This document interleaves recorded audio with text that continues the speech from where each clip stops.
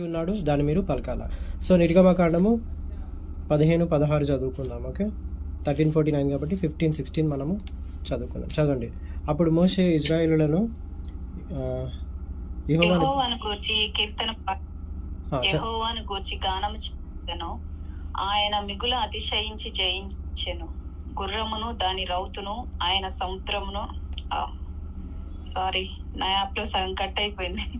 Okay, సముద్రంలో పారదోసెను. యెహోవాను సముద్రంలో పారదోసెను. చదవండి సిస్టర్. యెహోవాయే నా బలము, నా గానము, ఆయన నాకు రక్షణయు ఆయను. ఆయన నా దేవుడు, ఆయనను వర్ణించెదను. ఆయన నా పితరుల దేవుడు, ఆయన మహిమ నటించెదను. యెహోవా యుద్ధశూరుడు, యెహోవా అని ఆయనకు పేరు. ఆయన ఫరో రథములను అతని సేనను సముద్రములో పడద్రోసెను. అతని అధిపతులలో శ్రేష్ఠులు ఎర్ర సముద్రంలో మునిగిపోయిరి. అగాధ జలములు వారిని కప్పెను. వారు రాతి వలె అడుగంటి పోయిరి. యెహోవా నీ దక్షిణ హస్తము బలముంది అతిశయించును. యెహోవా నీ దక్షిణ హస్తము శత్రువుని చితకగొట్టును. నీ మీదికి లేచి వారిని నీ మహిమాతిశయము వలన అణచివేయుదువు. నీ కోపాగ్నిని రగుల చేయుదువు, అది వారిని చెత్త వలె దహించును. నీ నాసికాంధ్రముల ఊపే వలన నీళ్లు రాశిగా కూర్చబడెను. ప్రవాహములు కుప్పగా నిలిచెను. అగాధ జలములు సముద్రము మధ్య గడ్డకట్టెను. తరిమెదను కలిసికొనియదను. తోపుడు సొమ్ము పంచుకొనేదను. వాటి వలన నా ఆశ తీర్చుకొనేదను. నా కత్తి దూసెదను. నా చెయ్యి వారిని నాశనము చేయునని శత్రువు అనుకొనెను. నీవు నీ గాలిని విసిర చేసితివి. సముద్రము వారిని కప్పెను. వారు మహా అగాధమైన నీళ్లలో సీసము వలె మునిగిరి. యెహోవా, వేల్పులలో నీ వంటి వాడెవడు? పరిశుద్ధతను బట్టి నీవు మహానీయుడవు. స్తుతి కీర్తనలను బట్టి పూజ్యుడవు. అద్భుతములు చేయువాడవు. నీ వంటి వాడెవడు? నీ దక్షిణ హస్తమును చాపితివి. భూమి వారిని మృంగివేసెను. నీవు విమోచించిన ఈ ప్రజలను నీ కృపచేత తోడుకొని పోతివి. నీ బలము చేత వారిని నీ పరిశుద్ధాలయమునకు నడిపించితివి.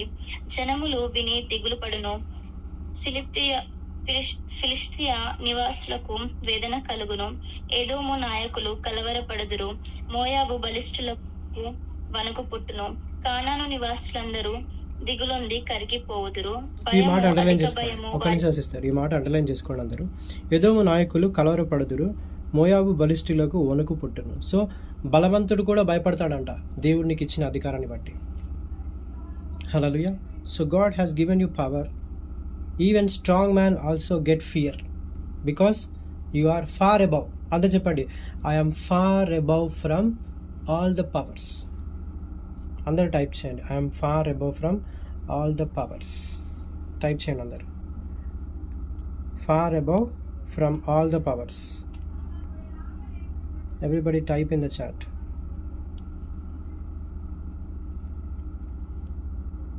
అన్ని శక్తుల కంటే దేవుడు పైగా మనల్ని చేశాడంట. Everybody type in the chat. God has made you far above అంటే ఇక్కడ అది చెప్తున్నాడు అనమాట. మోయాబు బలిష్ఠుల కంటే బలిష్ఠులకు వణుకు పుట్టును. They will get fear. అంతా చెప్పండి, దేవుడు నీకు శక్తి ఇచ్చాడంట. అన్నిటి మీద వాళ్ళకి భయం కలుగుతుందంట. శత్రువుకి భయము కలుగుతుంది ఈరోజు. Enemy will get fear. ఇక్కడ ఇంకో మాట కూడా చెప్తున్నాడు చూడండి. I love this word. ఈ వాక్యం చాలా బాగా కనెక్ట్ అయింది నాకు అసలు. ఓకే, నీ దక్షిణ హస్తము చాపితివి, భూమి వారిని మింగివేశాను. ఎంతమంది ఎర్త్క్వేక్ రావడం చూశారు? ఎంతమంది లాస్ ఏంజల్స్లో అగ్ని ప్రమాదం చూశారు? సో గాడ్ అనుకుంటే ఒక్క క్షణంలో చేయగలడు. He can destroy the enemy in a one moment. ఆయనకు పెద్ద సమయం పట్టదు. కానీ దేవుడు వెయిట్ చేస్తాడంట ఆయన సమయం గురించి. God will wait for his timing, not certain timings అన్నమాట. అపవాది టైం కోసం వెయిట్ చేయడు దేవుడు. గాడ్స్ టైమింగ్లో ఆయన మేనిఫెస్ట్ అవుతాడంట. హల్లెలూయా. సో కంటిన్యూ చేయండి. జనములు విని దిగులు పడును. ఫిలిస్తీన్లు నివాసులకు వేదన కలుగును. ఎదోము నాయకులకు కలవరపడుదురు. మోయాబు బలిష్ఠులకు వణుకు పుట్టును. కంటిన్యూ చేయండి. కానాను నివాసులారా నివాసులందరూ దిగులొంది కరిగిపోదురు. భయము, అధిక భయము వారికి కలుగును. యెహోవా నీ ప్రజలు అద్దరికి చేరు వరకు, నీవు సంపాదించిన ఈ ప్రజలు అద్దరికి చేరు వరకు, నీ బాహుబలము చేత పగవారు రాతివలె కదలకుందురు. నీవు నీ ప్రజను తోడుకొని వచ్చేదవు. యెహోవా, నీ స్వాస్థ్యమైన కొండ మీద నా ప్రభువా, నీవు నివసించుటకు నిర్మించుకొనిన చోటను, నీ చేతులు స్థాపించిన పరిశుద్ధాలయమందు వారిని నిలువ పెట్టెదవు. యెహోవా నిరంతరమును ఏలువాడు. ఫరో గుర్రములు, అతని రథములు, అతని రౌతులను సముద్రములో దిగగా యెహోవా వారి మీదకి సముద్ర జలమును మళ్లించెను. అయితే ఇశ్రాయేలీయులు సముద్రము మధ్యను ఆరిన నేల మీద నడిచిరి. మరియు అహరోను సహోదరియు ప్రవక్త్రియునగు మిరియాము తంబురను చేత పట్టుకొనెను. స్త్రీలందరూ తంబురలతోనూ నాట్యములతోనూ ఆమె వెంబడి వెళ్ళగా మిరియాము వారితో కలిసి ఇట్లో పల్లవి ఎత్తి పాడెను. యాక్చువల్గా ఈ వర్స్లో ఇక్కడ పాట పాడుతున్నారు కదా, వీళ్ళు తంబూరాలు సితారాలతోని పాటలు పాడుకుంటూ వెళ్తుంటే ప్రతి దేశంలో వణుకు పుడుతుందంట. మోషే కీర్తన విని, మోషే దేవుడు గొప్పవాడు అని చెప్పి గజ వణుకు పుడుతుందంట వీళ్ళు పాటలు పాడుతుంటే. అక్కడ అంటే అది ఇక్కడ రాయబడలేదు, కానీ వీళ్ళు పాటలు పాడుతుంటే మిగతా దేశపు రాజులందరికీ భయపడుతుందంట, భయం కలుగుతుంది. మోషే దేవుడు గొప్ప దేవుడు అని వాళ్ళందరూ గజ వణుకుతారనమాట. ఎందుకు? ఫరో సైన్యం ఎలా అవుతుంది? సముద్రంలో కొట్టుకుపోతారు వాళ్ళు. అర్థమవుతుందా? యాక్చువల్గా ఈ 15th చాప్టర్ అంతా సాంగ్. యాక్చువల్గా ఇది వాళ్ళు పాట పాడుకుంటూ వెళ్తుంటారు. సో అది మనకి వాక్య రూపంలో ఇక్కడ రాశారు. Actually this is a song అనమాట. ఏదైతే ఇక్కడ మనం చూస్తున్నామో, యెహోవా నా బలమా నా గానమా, ఆయన నాకు రక్షణ అయినను, ఆయన దేవుడు ఆయన వివరించేదను, ఇదంతా సాంగ్ యాక్చువల్గా. ఓకే, అందుకే ఇక్కడ అంటున్నారు చూడండి, తంబుర్లతోనూ నాట్యము చేస్తూ వెంబడించారు. సో వాళ్ళు మోషే కీర్తన పాడుతుండగా ప్రతి రాజుకి భయం కలిగిందంట. మోషే దేవుడు గొప్ప దేవుడు, వాళ్ళని టచ్ చేయొద్దని. సో ఈరోజు కూడా నిన్ను టచ్ చేయడానికి అపవాదికి భయం కలిగినట్లు ప్రార్థిస్తున్నాను. And let enemy get fear to touch you and your siblings and your family members. Hallelujah. అపవాదికి వణుకు పుడుతుందంట, భయం కలుగుతుందంట. కంటిన్యూ చేయండి. 21. మిరియాము వారితో కలిసి ఇట్లా పల్లవి ఎత్తి పాడాను. యెహోవాను గానము చేయుడి, ఆయన మిగులు అతిశయించి జయించెను. గుర్రమును దాని రౌతును సముద్రములో ఆయన పడద్రోసెను. మోషే ఎర్ర సముద్రము నుండి జనులను సాగచేయగా వారు షూరు అరణ్యములోనికి వెళ్లి దానిలో 3 దినములు నడిచిరి. అచ్చట వారికి నీళ్లు దొరకలేదు. అంతలో వారు మారాకు చేరిరి. మారా నీళ్లు చేదైనవి గనుక వారు ఆ నీళ్లు త్రాగలేకపోయిరి. అందువలన దానికి మారా అను పేరు కలిగెను. ప్రజలు మేమేమి త్రాగుతామని మోషే మీద సనుగు కొనగా అతడు యెహోవాకు మొరపెట్టెను. అంతటా యెహోవా అతనికి ఒక చెట్టును చూపెను. అది ఆ నీళ్లలో వేసిన తరువాత నీళ్లు మధురములాయెను. అక్కడ ఆయన వారికి కట్టడలను విధిని నిర్ణయించి అక్కడ వారిని పరీక్షించి, మీ దేవుడైన యెహోవా వాక్కును శ్రద్ధగా విని ఆయన దృష్టికి న్యాయమైనది చేసి ఆయన ఆజ్ఞలకు విధేయులై ఆయన కట్టడలన్నిటిని అనుసరించి నడిచిన ఎడల నేను ఐగుప్తీయులకు కలుగజేసిన రోగములలో ఏదియూ మీకు రానియను, నేను స్వస్థపరచు యెహోవాను నేనే అనెను. తర్వాత వారు ఎలీమునకు వచ్చిరి. అక్కడ 12 నీటి బుగ్గలను 70 ఈత చెట్లను ఉండెను. వారు అక్కడనే ఆ నీళ్ల యొద్ద దిగిరి. సో అర్థమవుతుందా? ఎన్ని ఉన్నాయంట? 12 నీటి బుడగలు, 70 ఈత చెట్లు. అంటే ఇట్ ఈస్ బ్లెస్సింగ్స్ అనమాట. అదే చెప్పండి, ఐఎమ్ ఎంటరింగ్ ఇన్ బ్లెస్సింగ్స్ అని చెప్పండి. 12 నీటి బుగ్గలు, 70 ఈత చెట్లు ఉండెను. వారు అక్కడనే ఆ నీళ్ళ యొద్ద దిగిరి. సో దేవుడు ఏదైతే ప్రామిస్ చేస్తాడో అక్కడికి వాళ్ళని నడిపిస్తున్నాడు అనమాట. హల్లెలూయా. ఇజ్రాయెల్లో రోగములు ఏదైతే నేను క్రియేట్ చేశానో అది నీ మీదకి రాకుండా నేను స్వస్థపరిచి యెహోవాను నేనే అంటున్నాడు. నేను ఐగుప్తులో కలగజేసిన రోగములను ఏదియు మీకు రానియను. హల్లెలూయా. నేను ఇందాక ఇజ్రాయెల్ ఐగుప్తులో కలగజేసిన రోగములు ఏదియు మీకు రాదు. సో అపవాది క్రియేట్ చేసిన ఏ రోగమైనా నీ బాడీలో స్కాన్ చేస్తే దొరకదు అది. ఎందుకంటే you are sealed and covered by the blood of Jesus. Amen. Hallelujah. అపవాది క్రియేట్ చేస్తున్న ఏ ఒక్క రోగం కూడా నీ మీద పని చేయదు. ఇప్పుడు ఏసే టైంలో ఎక్కువగా ఏం వ్యాధులు ఉండే? కుష్టి వ్యాధులు ఉండే, పక్షవాయువు ఉండే, ఆ రెండే ఉండే. కానీ ఇప్పుడున్న రోగాలు ఉన్నాయా? క్యాన్సర్, పీసీఓడి, థైరాయిడ్, ఇవన్నీ ఉన్నాయా? అప్పుడు లేదు. అప్పుడు ఏమున్నది ఎక్కువ? లెప్రసీ, అంటే వేళ్ళను చేతులను తినేస్తుంది అనమాట లెప్రసీ. సో అంటున్నాడు, అంటే ఎనిమి ఏం చేస్తున్నాడు? అప్డేట్ అవుతున్నాడు. కానీ వాటన్నిటి మీద దేవుడు అధికారం ఇచ్చాడంట. రాబో యుగంలో కూడా దేవుడు నీకు అధికారం ఇచ్చాడు. Not only in the past, but he's a God of same yesterday, today and for ever. 16th chapter చదవండి sister. You can read 16th chapter.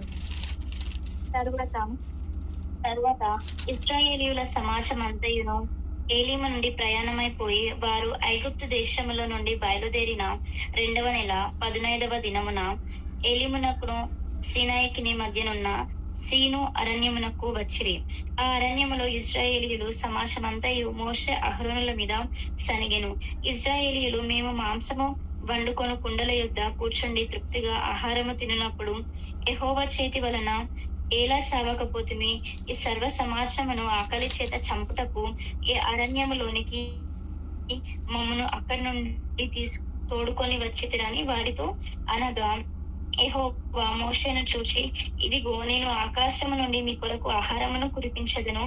వారు నా ధర్మశాస్త్రమును అనుసరించి నడుతురో లేదు అని నేను వారిని పరీక్షించినట్లు ఈ ప్రజలు వెళ్లి ఏనాటి బత్తెము ఆనాడే కూర్చుకొనవలెను.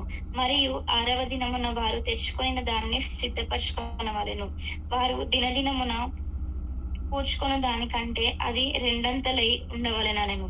అప్పుడు మోషే అహరోనులు ఇశ్రాయేలీయులందరితో, యెహోవా ఐగుప్తు దేశము నుండి మిమ్మను బయటకి రప్పించని సాయంకాలమందు మీకు తెలియబడును.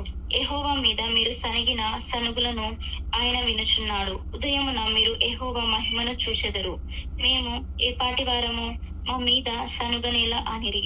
మరియు మోషే, మీరు తినుటకై సాయంకాలమున మాంసమును, ఉదయమున చాలినంత ఆహారమును యెహోవా మీకు ఇయ్యగాను మీరు ఆయన మీద మీ సనుగులను యెహోవాయే వినుచుండగాను, మేము ఏపాటి వారము, మీ సనుగుట యెహోవా మీదనే గాని మా మీద కాదనెను. అంతటా మోషే అహరోనుతో, యెహోవా సన్నిధికి సమీపించుడి, ఆయన మీ సనుగులను విననని నీవు ఇశ్రాయేలీయుల సర్వ సమాజముతో చెప్పుమనెను. సో ఈ మాట అండర్లైన్ చేసుకోండి. ఒక్క నిమిషం సిస్టర్, ఈ మాట అండర్లైన్ చేసుకోండి. 16th, 7th, 9th verse. ఇక్కడ ఒక మాట ఉంది చూడండి, యెహోవా సన్నిధికి మీరు సమీపించండి. అంటే వాళ్ళు ఎక్కడికి వెళ్తే అక్కడ దేవుని సన్నిధి వెళ్తుందంట వాళ్ళకంటే ముందుగా. అంతే చెప్పండి, నువ్వు ఎక్కడున్నా సరే, నువ్వు కష్టంలో ఉన్నా, నువ్వు బాధల్లో ఉన్నా, నువ్వు ఇబ్బందుల్లో ఉన్నా, గాడ్ ప్రెజెన్స్ నీకు తోడుగా వస్తుందంట. వస్తుందా రాదా? నేనైతే బలంగా నమ్ముతున్నాను. మనము డిస్కస్ చేసుకుంటుండగా, మనం ప్రార్థన చేస్తుండగా, మనం వాక్యాన్ని చదువుతుండగా ఆయన సన్నిధి నాకు తోడుగా ఉండునుగాక. Hallelujah. I believe very strongly that we are surrounded by God's presence.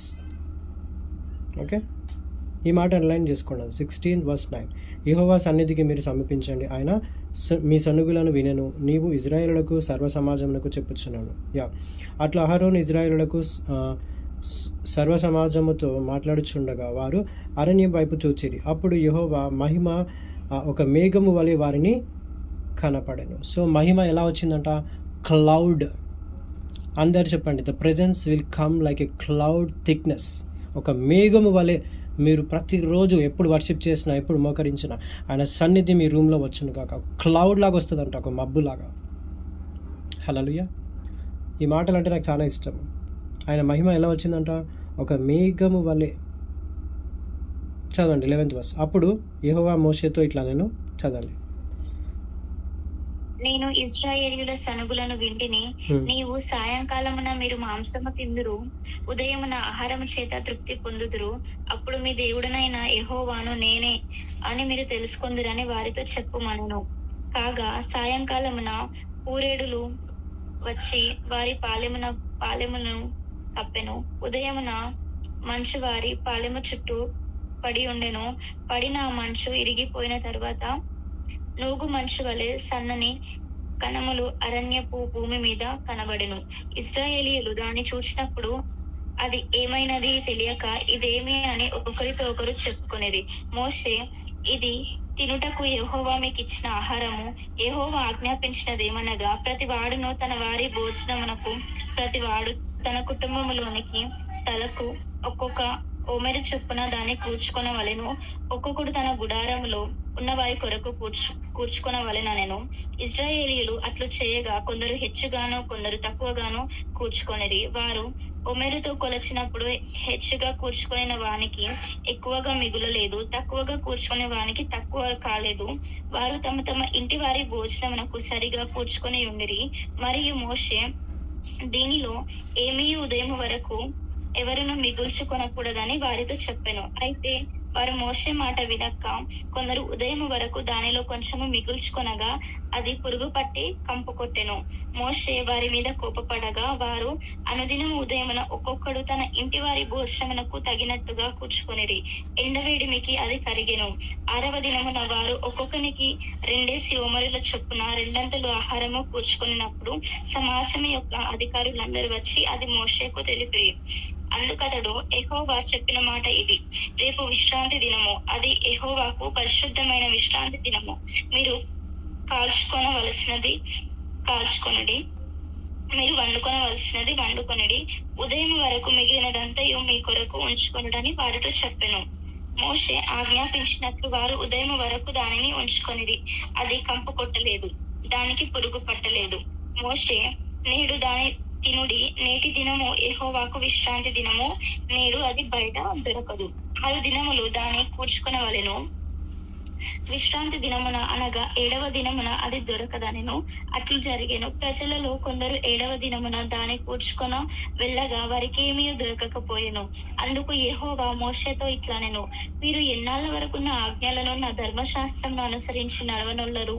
చూడుడి, నిశ్చయముగా యెహోవా ఈ విశ్రాంతి దినమును ఆచరించుటకు సెలవిచ్చెను గనుక 6వ దినమున 2 దినములు ఆహారము మీకు అనుగ్రహించుచున్నాడు. ప్రతి వాడును తన చోట నిలిచి ఉండవలెను. 7వ దినమున ఎవడును తన చోట నుండి బయలు వెళ్ళకూడదనెను. కాబట్టి 7వ దినమున ప్రజలు విశ్రమించిరి. ఇశ్రాయేలీయులు దానికి మన్నా అను పేరు పెట్టిరి. అది తెల్లని కోతి మెరిగించవలె ఉండెను. దాని రుచి తేనెతో కలిపిన ఆపుపము వలె ఉండెను. Everybody underline this. ఎలా ఉందంట ఆహారం? అది ఇట్ ఈస్ లైక్ మన్నా. ఇంకోటి ఏంటంట, తేనెలాగా ఉందంట తీయగా. ఒకసారి ఇమాజిన్ చేసుకోండి, వాళ్ళకి దేవుడు ఎలా పోషించాడు. 40 years. Just imagine.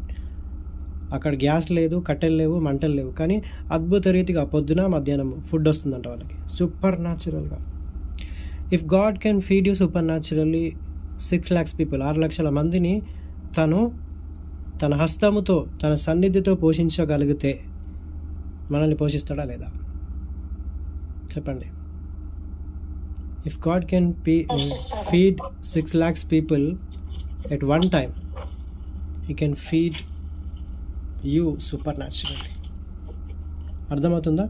సో వాళ్ళు మన్నాన్ని తింటున్నారంట పొద్దున సాయంత్రం క్రమం తప్పకుండా. ఇక్కడ ఇంకో మనం చూసుకుంటే రేపటి కోసం దాచిపెట్టుకున్నారంట. అదేమైందంట, కూలిపోయిందంట.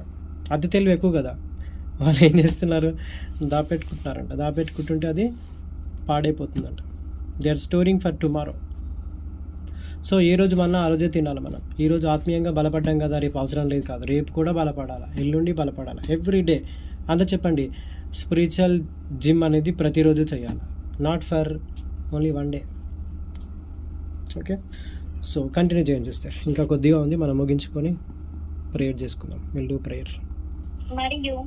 మరియు మోషే ఇట్లనెను, యెహోవా ఆజ్ఞాపించినదేమనగా, నేను ఐగుప్తు దేశము నుండి మిమ్మల్ని బయటకి రప్పించినప్పుడు అరణ్యములో తినుటకు నేను మీకు ఇచ్చిన ఆహారమును మీ వంశస్థులు చూచినట్లు వారు తమ యొద్ద ఉంచుకొనుటకు దానితో ఒక ఓమెరు పట్టు పాత్రను నింపుడనెను. కాబట్టి మోషే అహరోనుతో, నీవు ఒక గిన్నెను తీసుకొని దానిలో ఒక ఓమెరు మన్నాను పోసి మీ వంశస్థులు తమ యొద్ద ఉంచుకొనుటకు యెహోవా సన్నిధిలో దాన్ని ఉంచుమనెను. యెహోవా మోషేకు ఆజ్ఞాపించినట్లు ఉంచబడుటకు సాక్ష్యపు మందసము ఎదుట అహరోను దాని పెట్టెను. ఇశ్రాయేలీయులు నివసింపవలసిన దేశమునకు తాము వచ్చి 40 ఏండ్లు మన్నానే తినుచుండిరి. వారు కానాను దేశపు పొలిమేరలు చేరు వరకు మన్నాను తినిరి. ఓమెరు అనగా ఎపాలో 10వ భాగము. ఓమెరు అంటే దాని మీనింగ్ రాసిన ఎపాల్ ఆఫ్ 10వ భాగం అంటే. సో వాళ్ళ జర్నీ 40 years వరకు తింటూనే ఉన్నారంట. సో 40 ఇయర్స్ వరకు వాళ్ళ బట్టలు స్మెల్ రాలేదంట, చెప్పులు అరగలేదంట. If God can feed like that, నిజంగా ఎంత గొప్ప దేవుడు అసలు. ఒక వారం రోజులు వేసుకోండి డ్రెస్, ఏమవుతుంది, స్మెల్ వచ్చేస్తుంది. కానీ 40 ఇయర్స్ వరకు స్మెల్ రాలేదంట, ఈవెన్ స్లిప్పర్స్ కూడా అరగలేదంట. సో ఇలాంటి మిరాకిల్స్ ఇప్పుడు చేయకపోవచ్చు దేవుడు, కానీ he's more powerful than old testament. అందరు చెప్పండి, God is alive and he's more powerful. దేవుడు సజీవుడై ఉన్నాడు, ఆయన శక్తివంతుడై ఉన్నాడు. ఆమేన్. ఆయన బలము తక్కువ కాలేదు. అందరూ చెప్పండి, God strength has not made week. ఆయన బాహుబలము తక్కువ అవ్వలేదంట. వీళ్ళు మాంసం అడిగితే మాంసం కూడా పెడతాడు దేవుడు, కానీ వాళ్ళు పల్లె సందుల్లో ఉండి చనిపోతారు వాళ్ళు. మీరు చూడండి, ఇంకా ముందు చదివితే మనకు ఉంటుంది. ఎవరైతే సనుక్కున్నారో వాళ్ళ పల్లె సందుల్లో మాంసము ఉందని ఉంటుంది, అక్కడ వాళ్ళు చనిపోతారు. They died in the wilderness.